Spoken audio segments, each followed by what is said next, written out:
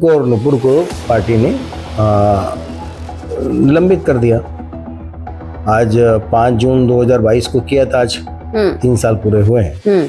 सवाल तो है ना, अगर मैं गलत होता तो इतने सारे इस्लामिक देशों ने ट्वीट किया था कि मेरा ट्विटर हैंडल उस समय ट्विटर से था, अब तो एक्स हो गया, उस पर कार्रवाई हो गई होती, सस्पेंड हो गया होता। तो कानूनी तौर पर गलत मैंने कुछ नहीं कहा, लेकिन उसके बावजूद भी कट्टरपंथी कठुल्लाओं ने पूरे विश्व के अंदर जहर घोला। आज आवश्यकता है इस्लाम पर चर्चा होने की, दीन पर चर्चा होने की। किसकी बात करते हो आप दीन पे चर्चा करेंगे? सबको करनी चाहिए। दीन पे चर्चा किया, क्या हश्र हुआ आपको नहीं मालूम? हमारा हश्र क्या होगा, हम रहेंगे नहीं रहेंगे अलग बात है। हाँ। हो सकता है कि जिंदगी की आखिरी शाम आज शाम को हो जाए। नमस्कार, स्वागत है आप सभी का बजाते रहो भारत न्यूज में। मेरा नाम है श्रावणी मिश्रा और मेरे साथ नवीन कुमार जिंदल बैठे हैं। नवीन कुमार जिंदल की बात करें तो आज से ठीक लगभग 3 साल पहले भारतीय जनता पार्टी ने इन्हें अपनी पार्टी से बाहर का रास्ता दिखा दिया था, बाहर निकाल दिया था। कारण क्या था? कारण वही था जो आज शर्मिष्ठा पनौली के साथ जुड़ा है। तो इसके ऊपर हम बातचीत करते हैं और जानने की कोशिश करते हैं कि आखिर जब कोई बात एक धर्म विशेष के साथ जुड़ जाती है उसके बाद तुरंत एक्शन ले लिया जाता है। तो थोड़ा सा पीछे से हम शुरुआत करते हैं। नवीन जी, आपका बहुत बहुत स्वागत करूंगी। क्या हुआ था 3 साल पहले? 3 साल पहले जो हुआ तो सबको मालूम है, उसमें बताने की मैं चाहती हूँ आप एक बार फिर से दर्शकों को बताएं ना। देखिए, क्या है कि कोई भी हमारे धर्म के बारे में कुछ भी बोलता है और सनातनी लोग शांत हो जाते हैं, सहिष्णु है, वो कहते नहीं कोई बात नहीं। लेकिन हमने किसी के बारे में कुछ अपमानित नहीं बोला था, लेकिन फिर भी एक झूठ प्रोपेगेंडा कट्टरपंथी इस्लामिक लोगों ने शुरू किया और मैंने जैसे 1 जून 2022 को ट्वीट किया और 4 जून तक पूरे विश्व के अंदर इस्लामिक कंट्री में तूफान मच गया जी। कट्टरपंथी लोगों ने सरकार के और हिंदुओं के खिलाफ अनर्गल बातें करनी। क्या आपके साथ वही सब कुछ हुआ था जो शर्मिष्ठा पनौली उसके बाद स्टेटमेंट के बाद नहीं हुआ? वैसा नहीं है, ये डिफरेंट है। पूरे विश्व के अंदर इस्लामिक कंट्रियों ने भारत सरकार के ऊपर दबाव बनाया और इसलिए बनाया क्योंकि हम भारतीय जनता पार्टी के जिम्मेदार कार्यकर्ता हैं, उसके पद में थे। अगर नहीं होते तो इस प्रकार की बात नहीं होती। शर्मिष्ठा की भारतीय जनता पार्टी की कोई सीधे तौर पर जिम्मेदारी उनके पास कोई दायित्व नहीं है। जी बिल्कुल। हम पे दायित्व था तो सरकार के ऊपर उन्होंने टारगेट किया और जानकर वो लोग ज्यादा टारगेट करते हैं जो जानते हैं कि भारत एक विश्व की सबसे बड़ी ताकत बनने के लिए जा रहा है। भारत विकसित देश बनने की लगातार मोदी जी के नेतृत्व में कोशिश कर रहा है, बढ़ रहा है, आगे बढ़ रहा है जी। और जो उसको रोकना चाहते हैं उन्होंने सबने इन प्रकरण बुरा दबाव बनाया और उसकी परिणति ये हुई कि मेरे को और नुपुर को पार्टी ने निलंबित कर दिया। आज 5 जून 2022 को किया था, आज 3 साल पूरे हुए हैं। तो ये वो स्थिति शर्मिष्ठा के साथ जो थी वैसी नहीं है। लेकिन सवाल तो है ना, अगर मैं गलत होता तो इतने सारे इस्लामिक देशों ने ट्वीट किया था कि मेरा ट्विटर हैंडल उस समय ट्विटर से था, अब तो एक्स हो गया, उस पर कार्रवाई हो गई होती, सस्पेंड हो गया होता।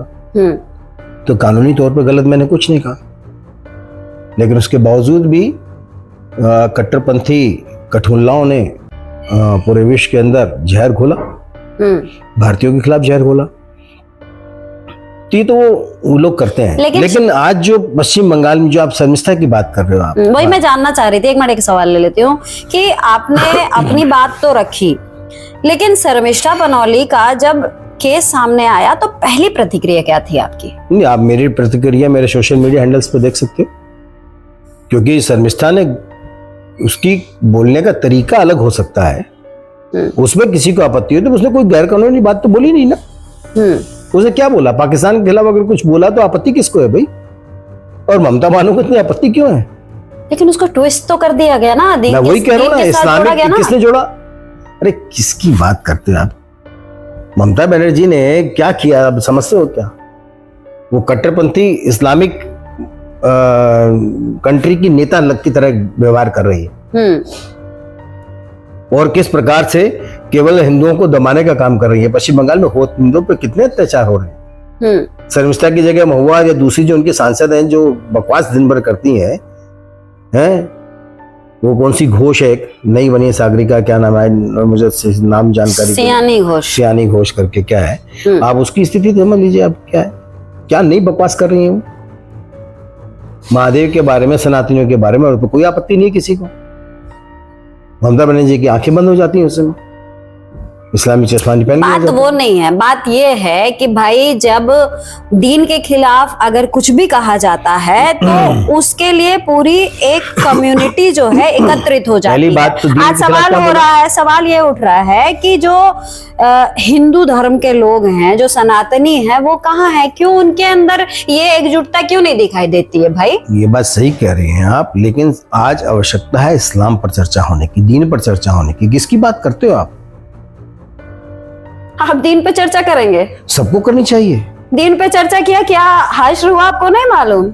हमारा हश्र क्या होगा, हम रहेंगे नहीं रहेंगे अलग बात है।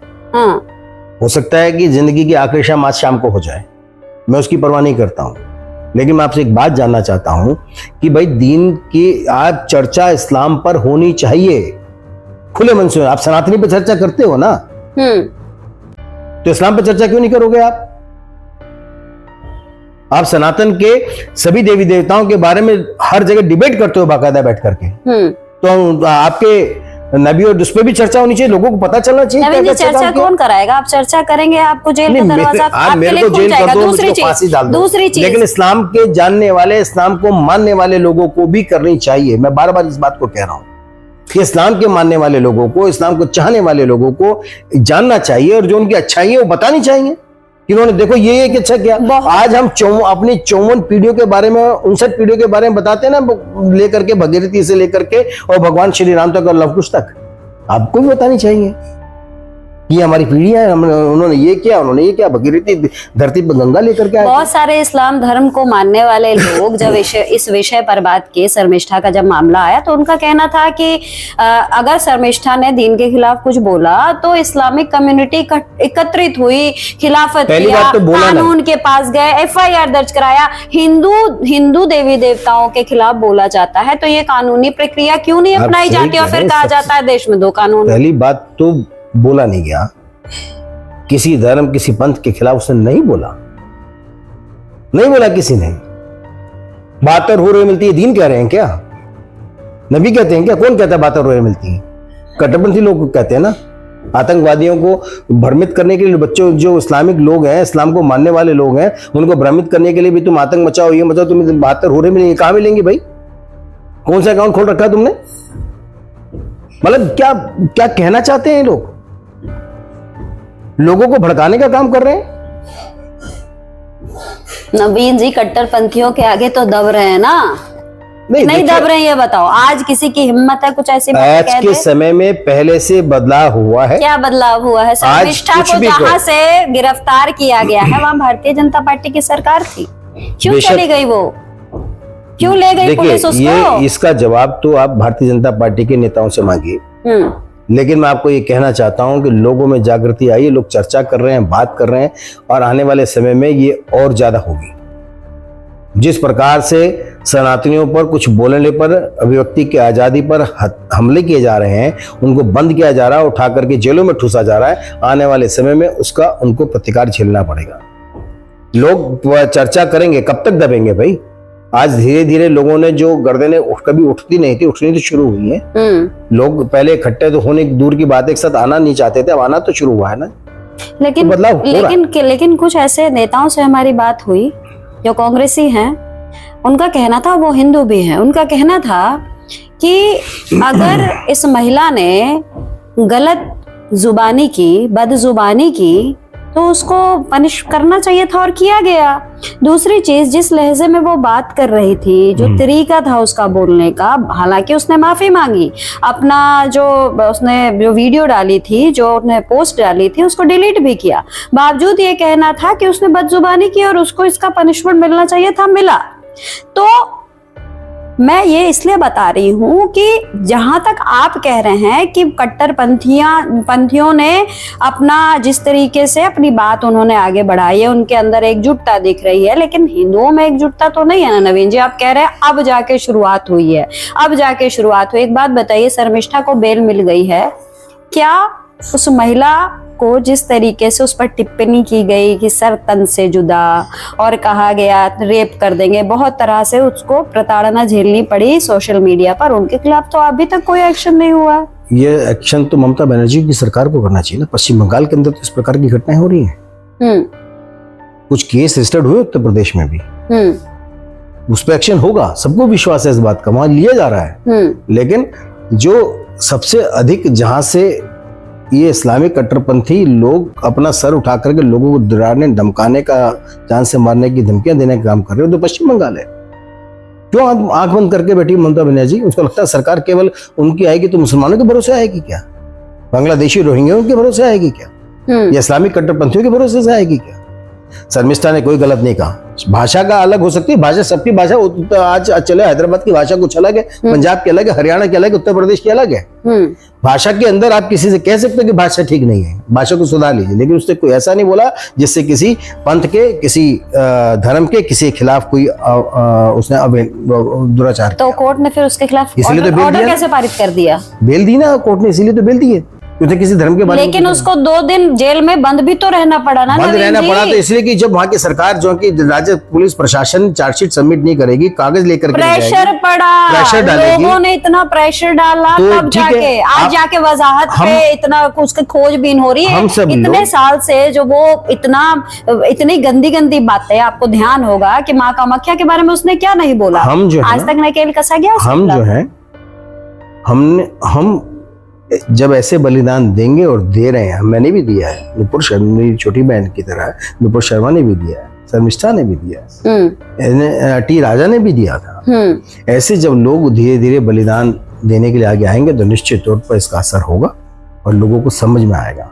हम सत्य सनातन के लिए लड़ने वाले हैं, सत्य सनातन के लिए अपनी गर्दन को कटवाने को भी तैयार हैं, अपनी जिंदगी की हर आहुति देने को तैयार हैं, लेकिन सनातन धर्म को झुकने नहीं देंगे, इन कट्टरपंथियों के आगे झुकेंगे नहीं और इनके आगे कोई नतमस्तक नहीं। एक चीज आपसे पूछना चाहूंगी कि जिस तरीके से सारी चीजें अब सामने आ रही हैं, सोशल मीडिया पे लोग अगर खुले तौर पर कुछ बोलते हैं तो उनके खिलाफ एक्शन ले लिया जाता है, क्या आपको नहीं लगता है कि केंद्र को भी अपनी तरफ से कुछ कानून में बदलाव करना चाहिए? बहुत सारे बदलाव किए और केंद्र को और सख्त कानून लेकर के भी आई है, कुछ और सख्ती भी करनी पड़ेगी, लेकिन जो कानून व्यवस्था का जिम्मेदारी है राज्य सरकार की। सब जानते हैं केजरीवाल की सरकार जब पंजाब में आई थी आम आदमी पार्टी की, तो उसने मेरे खिलाफ मुकदमा दर्ज करे, मेरे कई साथियों के खिलाफ मुकदमा दर्ज करे, किस प्रकार से पंजाब पुलिस भेज करके हमको प्रताड़ित किया था। हमको इनकी प्रताड़ना से डर नहीं लगता है।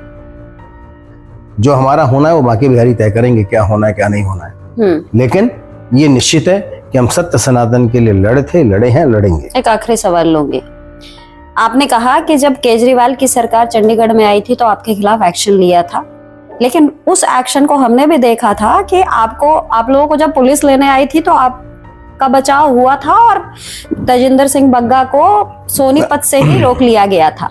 लेकिन ये तो आप जैसे बड़े बड़े नेताओं के साथ आपको ये सब फैसिलिटी मिली ना, एक आम व्यक्ति, मान लो मैं कल कुछ बोल दूं तो मुझे भी तो ममता सरकार लेके चली जाएगी। ऐसा कुछ नहीं कि हमको फैसिलिटी मिली है।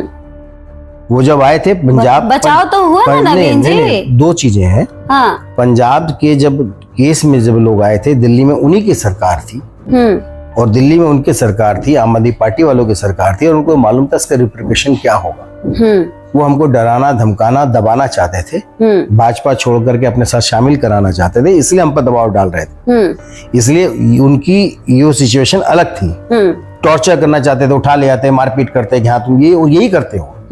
लेकिन शर्मिष्ठा के साथ जो हुआ वो घिनौना हुआ, भयावह, क्योंकि शर्मिष्ठा कहाँ थी किसी को जानकारी नहीं है।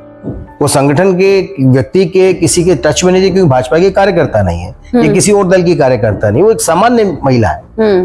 और सामान्य महिला के साथ उसकी कानूनी लड़ाई में हम उसकी मदद करने के लिए पहले भी हमने कहा था, आज भी हम तैयार हैं।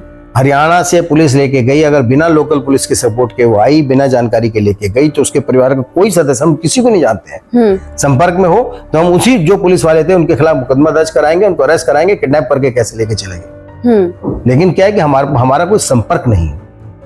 मदद करने के लिए मदद लेने वाले का भी संपर्क होना चाहिए, और विशेषकर आप जानते हैं हम बहुत अधिक तो क्या ऐसे आम लोगों को पाकिस्तान के खिलाफ ममता दीदी के डर के मारे बोलना बंद कर देना नहीं चाहिए? करना चाहिए, बोलना चाहिए, बोलेंगे और बोलते रहेंगे। मैं उनके साथ हूं। मैं दावा करता हूं कि मैं अपने आखिरी श्वास तक हर व्यक्ति, देशभक्त, राष्ट्रभक्त व्यक्ति के साथ हूं और उसके साथ रहूंगा। चलिए, बहुत बहुत धन्यवाद।